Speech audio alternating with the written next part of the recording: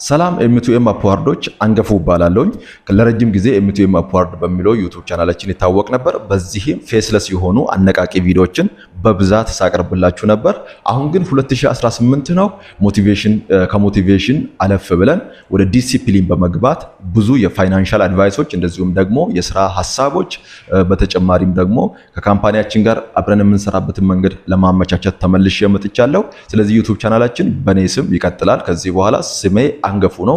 ስለዚህ አንገፉ ላይት በሚል ይሄኛው ዩቲዩብ ቻናል በ2018 በሳምንት 3 ቪዲዮዎችን ለናንተ በመልቀቅ ይቀጥላል።